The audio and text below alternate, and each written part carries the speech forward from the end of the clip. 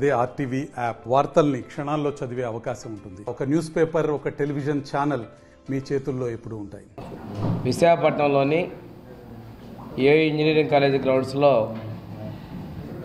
ఉత్తరాంధ్ర ప్రాంతంలోని ప్రధానంగా అనకాపల్లి, విశాఖపట్నం జిల్లాల ఉమ్మడి విశాఖపట్నం జిల్లాలో 1,50,000 కోట్ల నుంచి 2 లక్షల కోట్లుగా ఉన్నటువంటి పెట్టుబడులకు సంబంధించినటువంటి ప్రాజెక్టులకు శంకుస్థాపన కార్యక్రమాలు చేపట్టబోతా ఉన్నారు. ఈ సందర్భంగా ఏర్పాట్లు, అదేవిధంగా ఆ సభకి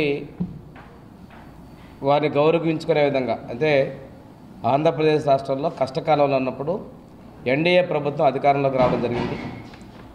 ఈ సందర్భంలో రాష్ట్రంలో ఉన్నటువంటి ఆర్థిక పరిస్థితుల్లో కేంద్రం మనకి సహాయ సహకారం పూర్తిగా వస్తున్నాయి. ఈరోజు ఉత్తరాంధ్ర అభివృద్ధి కావచ్చు, రాష్ట్రంలో అభివృద్ధి సంక్షేమ కార్యక్రమాలు కావచ్చు, పోలవరం, అదేవిధంగా అమరావతి నిర్మాణాలకి కేంద్ర సహకారం అనేది పెద్ద ఎత్తున వస్తూ ఉంది. వీటిలో 6 నెలలు ఈ ప్రభుత్వం ఏర్పడిన తర్వాత ఈ ప్రాజెక్టుల శంకుస్థాపనకి మన ప్రాంతానికి వస్తున్న సందర్భంలో వారికి మంచి స్వాగతం, గౌరవంగా ఈ కార్యక్రమాన్ని నిర్వహించాలనే సంకల్పంతో జిల్లా అధికారులతోటి ఈరోజు సమీక్ష చేసుకోవడం జరిగింది. ప్రజాప్రతినిధులందరం కలిసి ఎక్కడా కూడా ఎటువంటి లోటుపాట్లు జరగకుండా కార్యక్రమం దిగ్విజయంగా జరగాలనే విధంగా చర్యలు తీసుకునే విధంగా మేము చర్చించుకోవడం జరిగింది. దీనికి సంబంధించి ఉత్తరాంధ్ర ప్రాంతంలో ఉన్నటువంటి అందరు మంత్రులు, 3 రాజకీయ పార్టీలు, ఎన్డీఏ భాగస్వామ్యం అయినటువంటి బీజేపీ, జనసేన, తెలుగుదేశం పార్టీలు కూడా మేము మీటింగ్ కూడా పెట్టుకోబోతున్నాం.